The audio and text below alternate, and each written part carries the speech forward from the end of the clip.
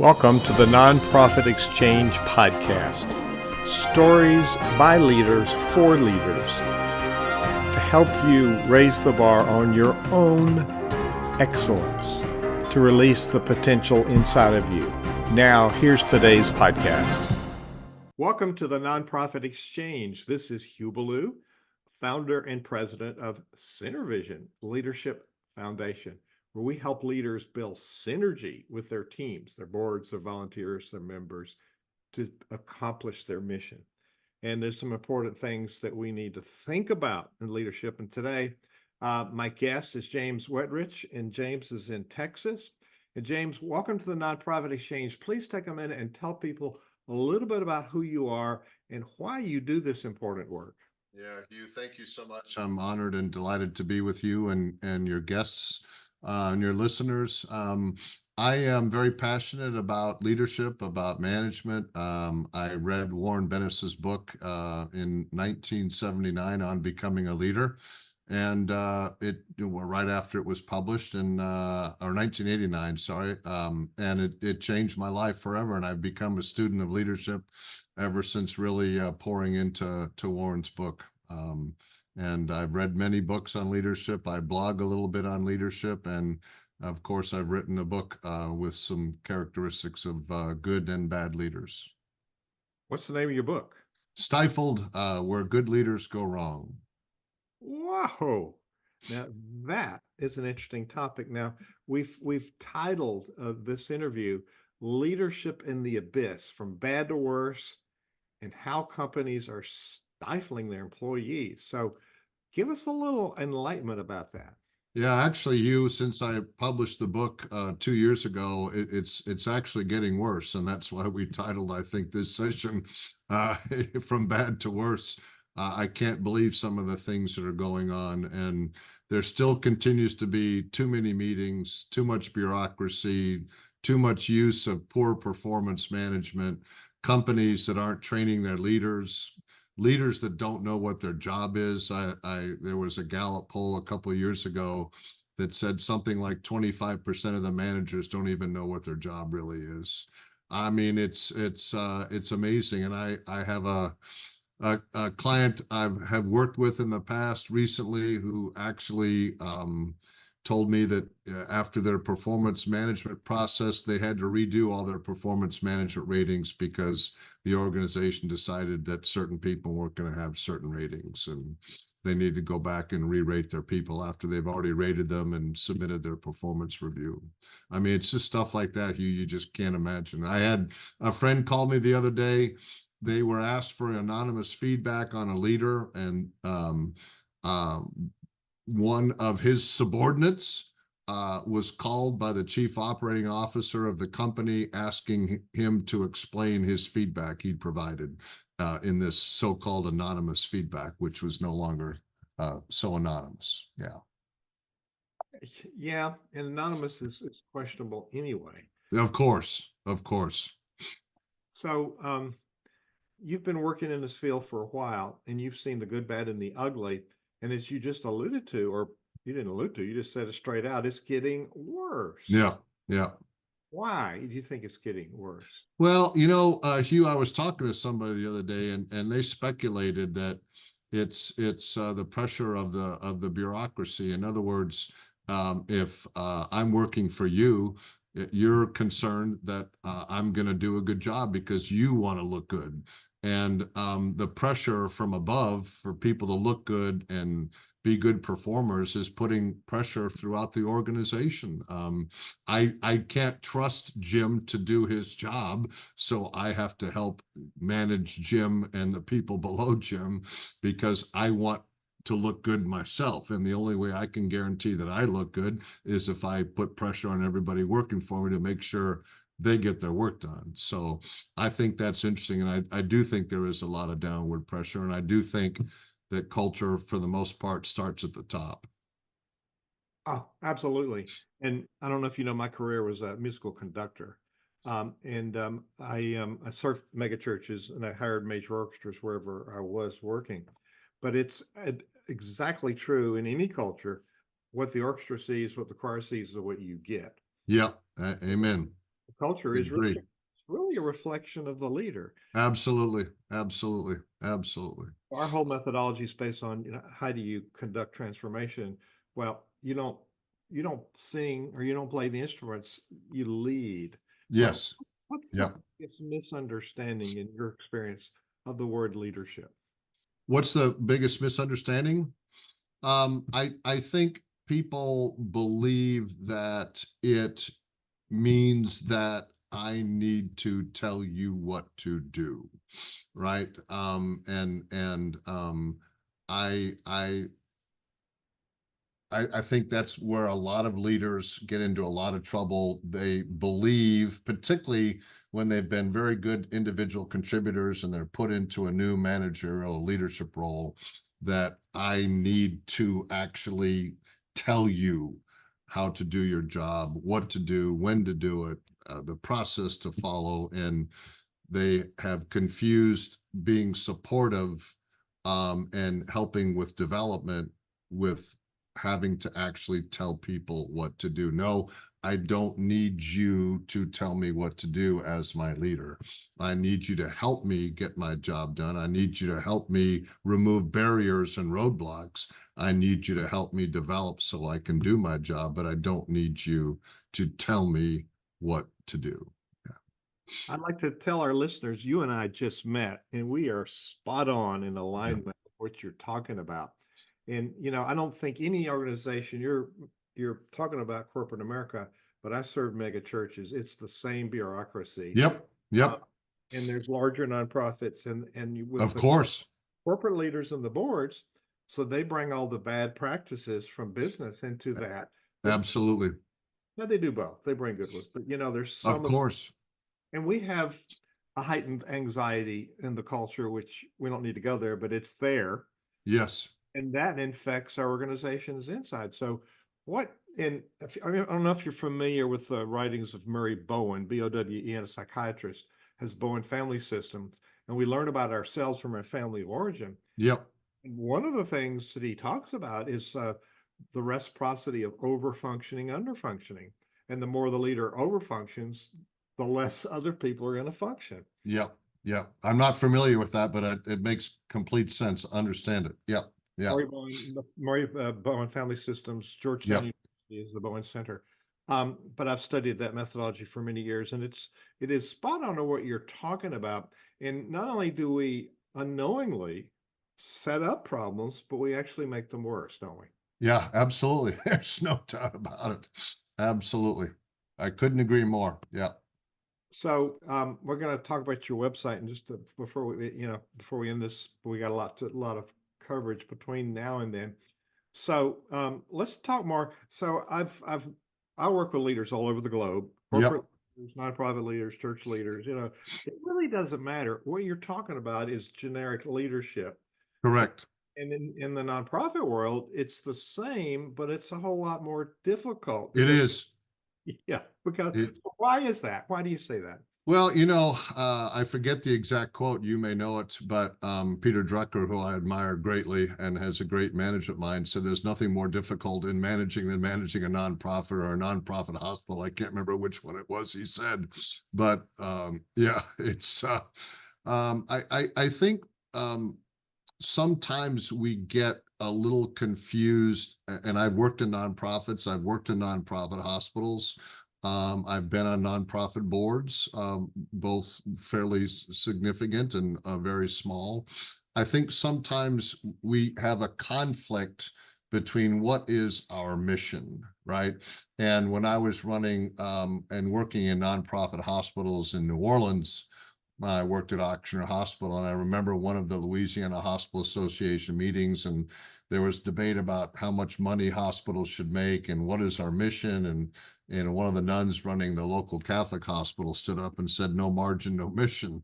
So there is a balance, right, between serving our constituents, serving our patients, serving whoever we're serving in the nonprofit, and also understanding that we need to have excess funds, right, because we need money to fund our nonprofit, and it's okay to have excess, funds in excess of our expenses, right?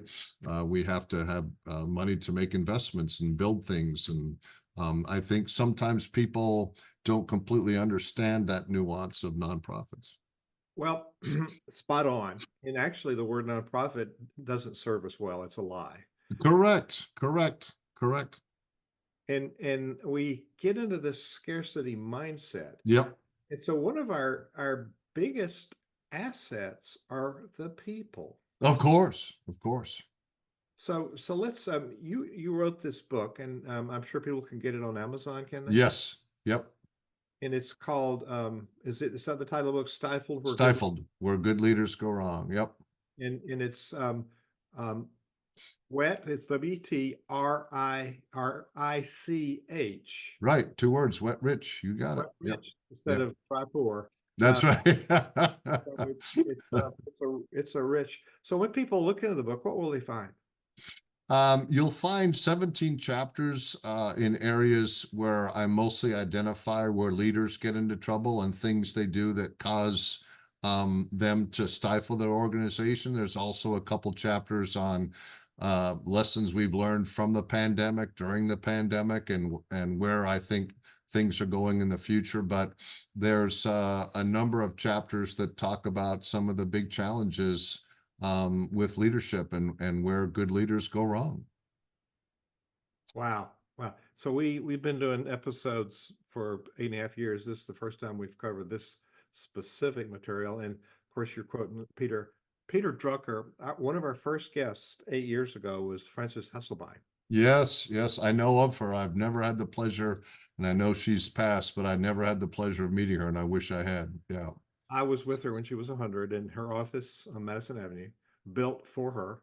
And she was a marvelous. So she was guest of 5 presidents, but she met Peter Drucker when she was running the Girl Scouts. Yes, I think I heard that. Yes. And she used his methodology. So she invited him to her Girl Scout office.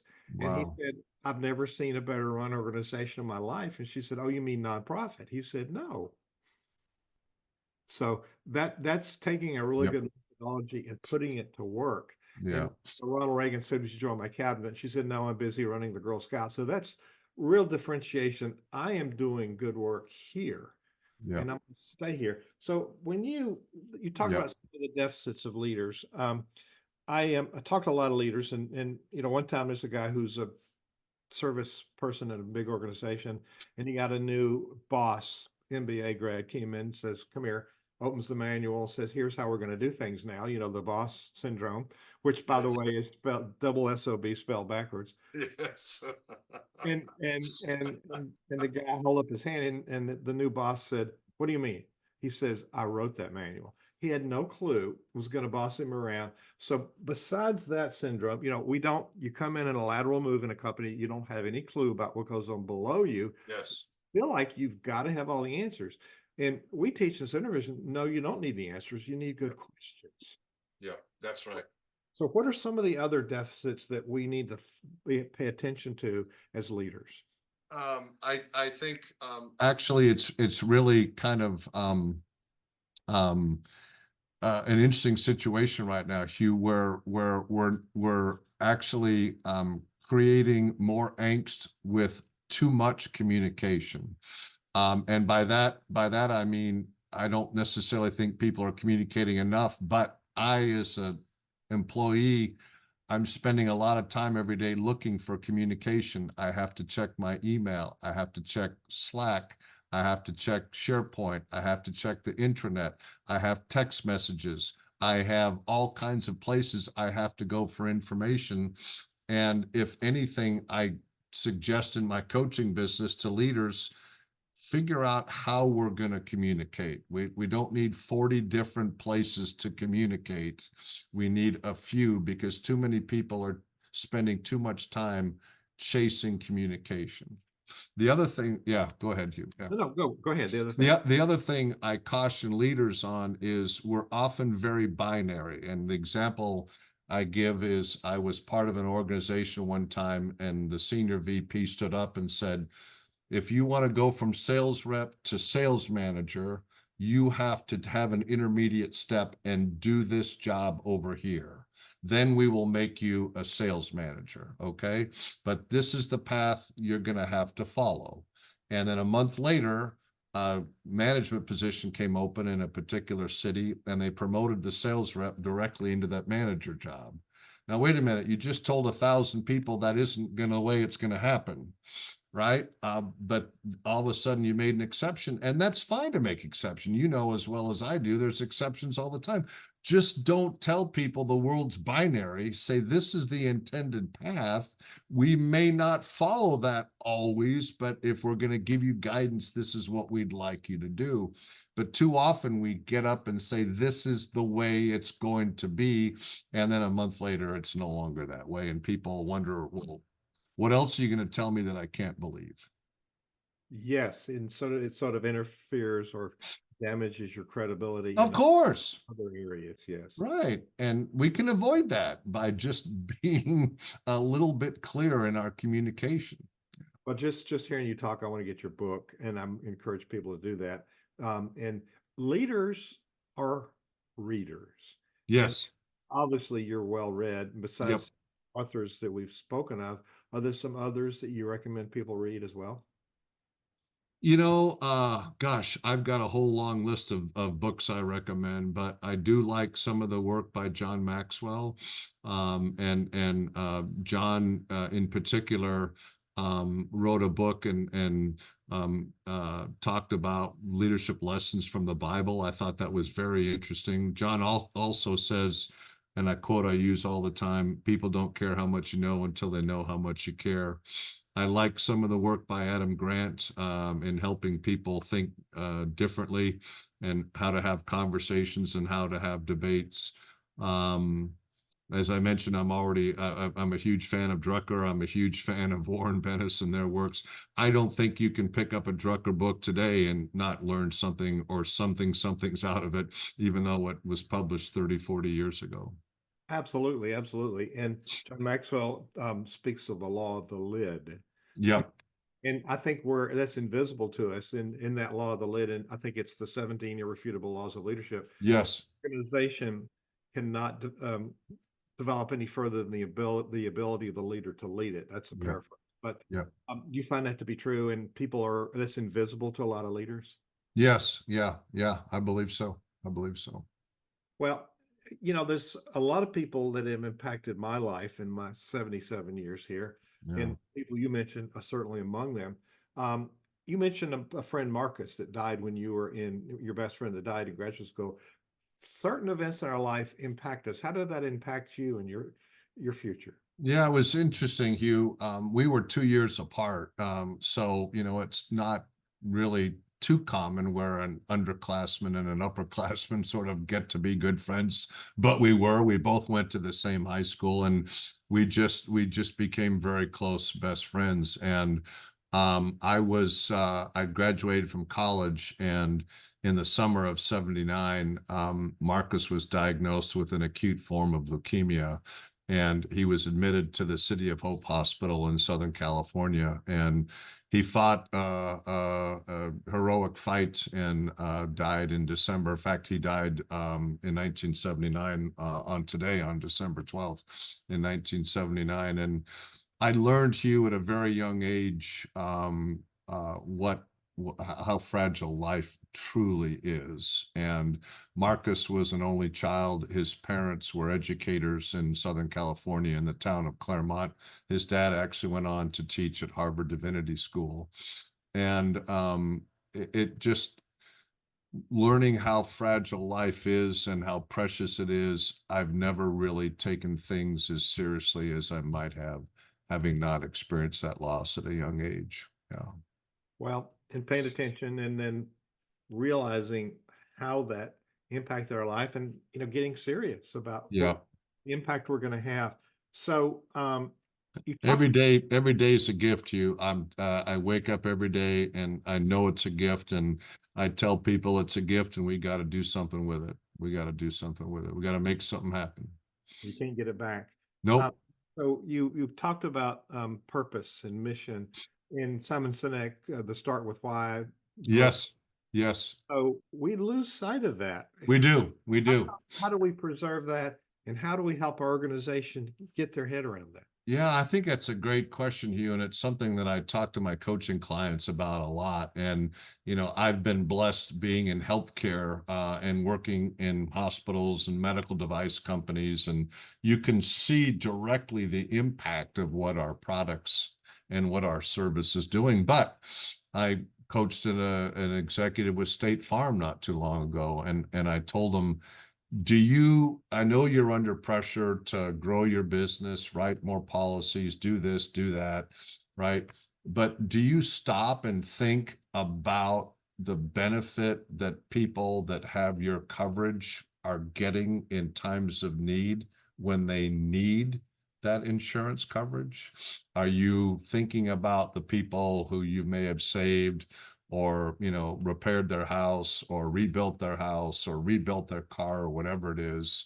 And I think we get so focused on the short term and the goals and sell more insurance and sell more this or do more this, that we don't step back and think about the benefit, the why, as you say, and as Simon said in his book.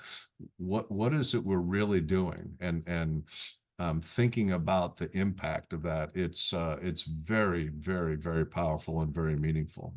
And those are the two crucial things we need to be good at in the nonprofit, because money has ears. That's Why? right. What are you going to do about the why? There's a Yep. problem we're solving. Yep. And what's the result? Absolutely. So getting good Absolutely. at that is a leadership skill. Yeah. So you have a personal credo. You want to tell us about that? Yeah, so about 30 years ago, I think somewhere around that time, I read an obituary in the Wall Street Journal about, I believe it was a hotel chain founder, and he had a credo, and I thought, wow, that's really cool. And the obituary mentioned employees being appreciative of this individual living his credo and bringing it into the organization. So I wrote a credo, and I have it in my book. I have it on my desk. I have it on my desk at work. I give it to people when they come visit. And for me, it helps people understand what's really important to me. I heard a hospital CEO of one of the big hospitals in Chicago in the 80s, Bernie Lackner, talk about leadership. And he said, what is it you stand for as a group of young leadership executives? What is it you stand for? What's important to you? And I think the credo helps people understand what's really important to me. And that's important for any of us to define that. So your website, like my website, is my name, Hugh Ballou. So let me take people there. Now, if you're listening to the podcast, we're going to give you the link. It's his name, Jim, JimWetrich.com. And when you go there, boom, here's the book. And so you can learn how to remove obstacles to success and adapt to engage and empower the modern workforce. We forget that volunteers are part of our workforce and they're purpose driven.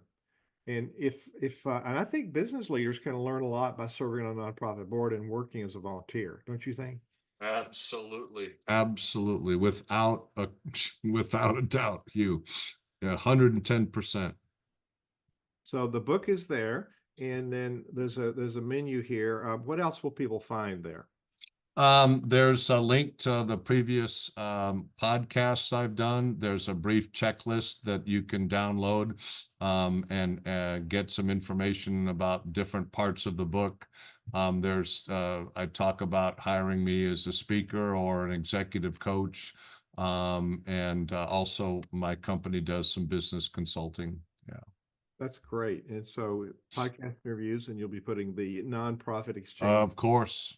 That's so we you've given us some really good tidbits. And folks, when you get it on your app, the Nonprofit Exchange, or you come to the nonprofitexchange.org, it'll give you all of the episodes. You click on this one, And not only will you find the video and audio of this, but you'll find the transcript. So some of those really good sound bites that you need to remember will be there for you to, oh, yes, seeing it and hearing it or help us remember it.